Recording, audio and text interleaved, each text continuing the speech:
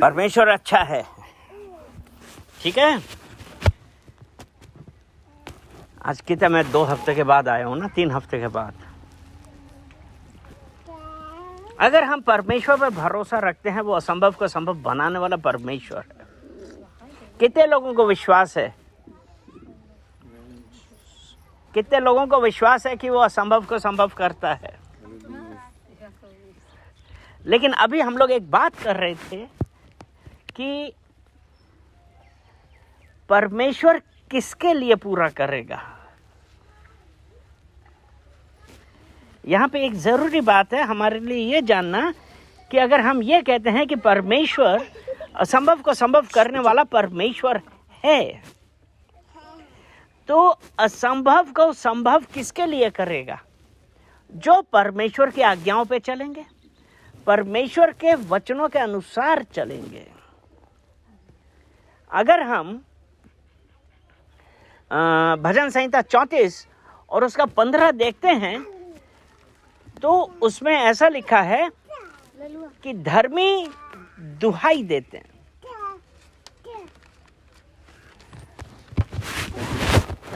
34 का 15, यहोवा की आंखें धर्मियों पर लगी रहती है। यहोवा की आंखें धर्मियों पर लगी रहती हैं और उसकी कान भी उसकी दुहाई की ओर लगे रहते हैं। यानी कि यहोवा की आंखें किसके ऊपर लगी हैं?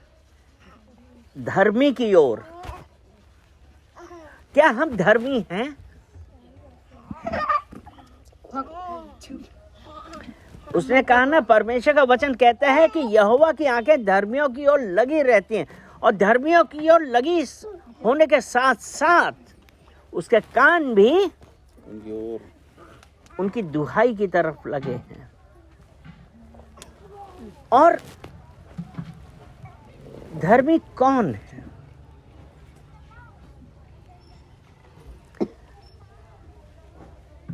अगर हम अय्यूब की पत्री देखते हैं, अय्यूब उसका पहला अध्याय, उसका 7 और 8 वचन, लेकिन उससे पहले हम 6ठे वचन में हम क्या देखते हैं कि जब परमेश्वर एक दिन यहोवा परमेश्वर के पुत्र, हाँ, यहोवा परमेश्वर के पुत्र, उसके पुत्र उसके सामने उपस्थित हुए। हाँ, यहोवा परमेश्वर के पुत्र उसके सामने उपस्थित हुए। और अब ये जो बहुत जरूरी बात है वो ये देखना है, अब वो ये है कि जब यहोवा परमेश्वर के पुत्र उसके सामने उपस्थित हुए, अब उसके बाद जो लिखा है, गौर करने वाली बात है कि उनके बीच शैतान भी आया। यानी कि शैतान की पहुंच परमेश्वर तक है। और अभी हमने भजन संहिता 34 उसके 15 में ये पढ़ा था कि यहोवा धर्मियों का आंखें धर्मियों पर लगी हैं और उसके कान उसकी दुहाई की तरफ लगे हैं। और यहाँ पे अब हम पढ़ रहे हैं कि परमेश्वर के पुत्र थे वहाँ पे, साथ में शैतान भी वहाँ पे पहुँचा। फिर परमेश्वर ने शैतान से पूछा, तू कहाँ से आता है? तो वो क्या कहता है कि मैं धरती में इधर उधर डोलता डालता आया हूँ।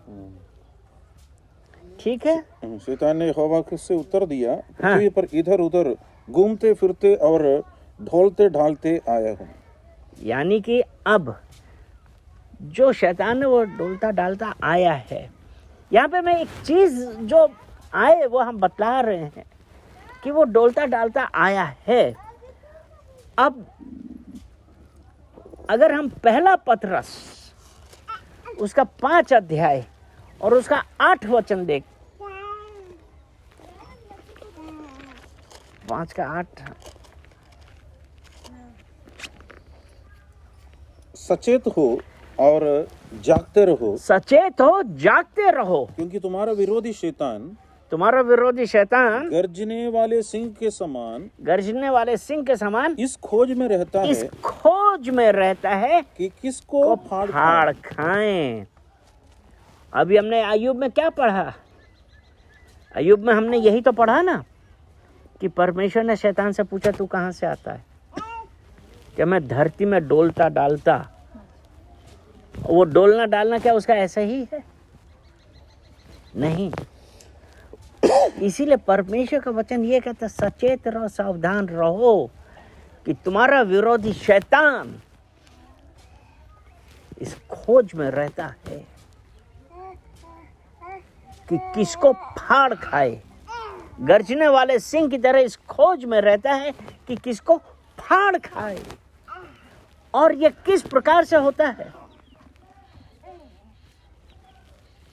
बुराइयां। शैतान क्या देखता है कि ठीक है ये लोग परमेश्वर को जानते हैं, ये कितना परमेश्वर के साथ इनका प्रेम है,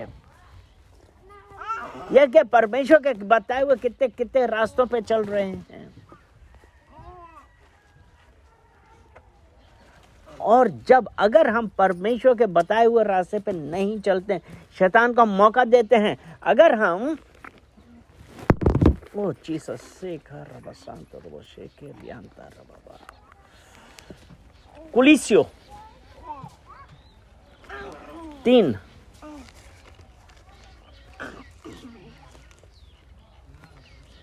उसका 8 पढ़ें। 3 और उसका 8। पर अब तुम भी इस सबको अर्थात क्रोध, हाँ देखिए, क्रोध, रोष, बैर भाव, निंदा और मुंह से गालियां बकना, ये हाँ मुंह से गालियां बकना, ये सब बात तुम छोड़ दो। ये सब बातें छोड़ दो। 9वां, एक दूसरे से झूठ मत बोलो। मतलब यहाँ पे क्या क्या है? शैतान को कहाँ पे मौका मिल रहा है? शैतान को यही तो है ना, गुस्सा होना, रोष, बैर भाव, मतलब दुश्मनी, निंदा, दूसरे की बुराई करना, गालियां बकना, एक दूसरे से झूठ बोलना। शैतान इसी चक्कर में रहता है कि किसको फाड़ खाए। तो आज जो हम लोग परमेश्वर के वचनों के द्वारा एक जो बात आ रही है कि अभी क्योंकि परमेश्वर का आने का समय निकट है, बेहतर है हम अपने आप को जांचें कि क्या हम उस परमेश्वर के अनुसार चल रहे हैं। आज जब भी हम लोग आ रहे थे, जब हम एक बात कर रहे थे कि कई जगह है वहां पे पानी डालना, ये करना, सब करना, ये सब करते हैं। तो हम लोग आज एक यही बात कर रहे थे कि यीशु मसीह के जब चेलों ने तो कहा था कि ये आपके नाम से ऐसा कर रहा है, तो यीशु मसीह ने क्या कहा था? जो हमारे विरोध में नहीं है वो हमारे साथ है। और यानी कि यीशु मसीह का नाम ही काफी है। तो लेकिन फिर लूका में यह भी लिखा है, हे प्रभु मैंने आपके नाम से दुष्टों को दुष्ट आत्मा को निकाला, बीमार ठीक हुए, ये हुआ वो हुआ। लेकिन यीशु मसीह ने क्या कहा? लेकिन मैं तुम्हें नहीं पहचानता हूं। ये क्यों कहा? कभी हम लोग सोचते हैं कि ये क्यों कहा? हमको ये पता है कि यीशु मसीह का नाम ही काफी है, लेकिन अब यहां पे वो ये बोल रहे हैं, मैं तो तुम्हें नहीं पहचानता।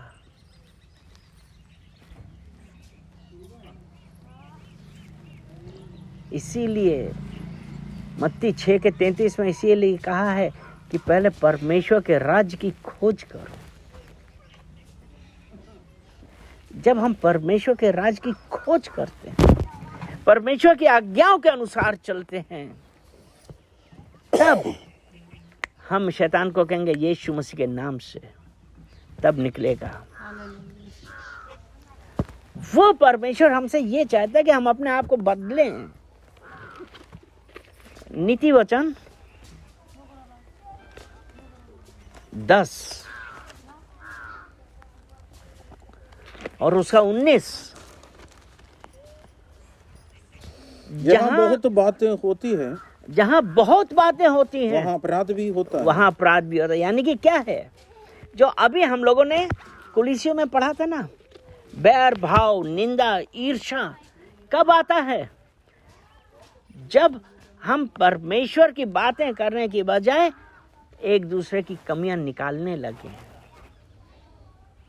जहाँ बातें बहुत होती हैं वहाँ अपराध होते हैं। परंतु जो अपने मुंह को बंद रखता है, हाँ। वह बुद्धि से काम लेता है। तो हमारे लिए ये जरूरी है कि आज हम कहाँ पे जा रहे हैं, हमारा जीवन कैसा है, क्या हम अपने उस परमेश्वर की आज्ञाओं पे चल रहे हैं, कि हम आज भी, हम कहते तो हैं कि हम यीशु मसीह को जानते हैं, लेकिन यीशु मसीह ने ये कहा कि मैं तो तुम्हें नहीं पहचानता। क्या ऐसे लोग स्वर्ग के हकदार होंगे? नहीं। इसीलिए परमेश्वर कहता है अपने आप को बदलो। अब हम दोबारा अय्यूब 1 उसका 8 वचन पढ़ेंगे कि यीशु मसीह यहोवा ने शैतान से पूछा, यहोवा ने शैतान से पूछा, क्या तूने मेरे दास अय्यूब पर ध्यान दिया है? मतलब अब परमेश्वर ने क्या कहा? शैतान से वो पूछ रहे हैं, क्या तूने मेरे दास अय्यूब को पर ध्यान दिया है? क्योंकि उसके तुल्य खरा और सीधा और मेरा भय मानने वाला और बुराई से दूर रहने वाला मनुष्य और कोई नहीं है। तो परमेश्वर क्या चाहता है? खरा, सीधा, बुराई से दूर रहने वाला, परमेश्वर का भय मानने वाला वैसा मनुष्य। क्योंकि यहाँ पे परमेश्वर ने स्वयं कहा, परमेश्वर जो हमारा हृदय जानता है। तो क्या हम ऐसे हो सकते हैं? क्या हमने कभी अपने आप को सोचा है? हमारे लिए बेहतर है, हमारे लिए अब भी समय है कि हम अपने आप को बदलें, पश्चाताप करें अगर हम कहीं पे भी गलत हुए हैं।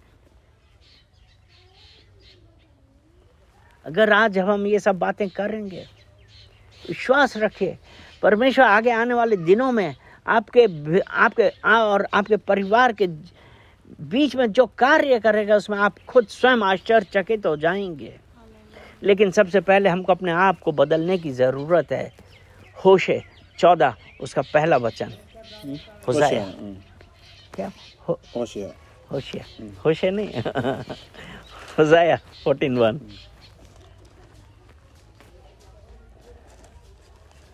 वो परमेश्वर आज हमसे क्या चाहता है?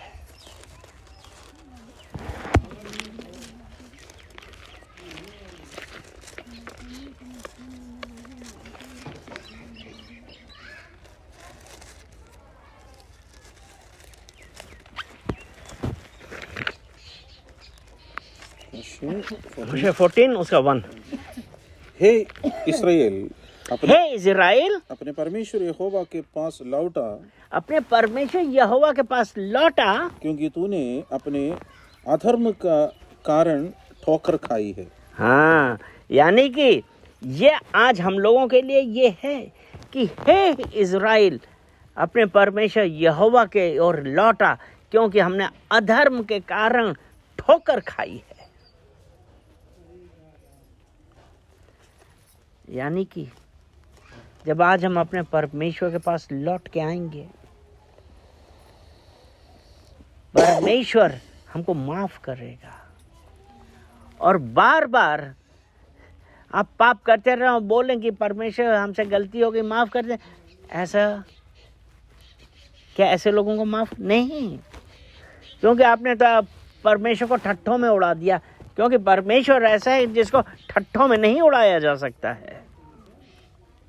तो हे इस्राएल, अपने परमेश्वर यहोवा की ओर लौटा, क्योंकि अपने अपने अधर्म के कारण बहुत ठोकर खाई है। हम एक वचन और बतलाते हैं, सपन्या ज़ेफन्याह ना, सपन्या उसका 2 अध्याय उसका 3 वचन।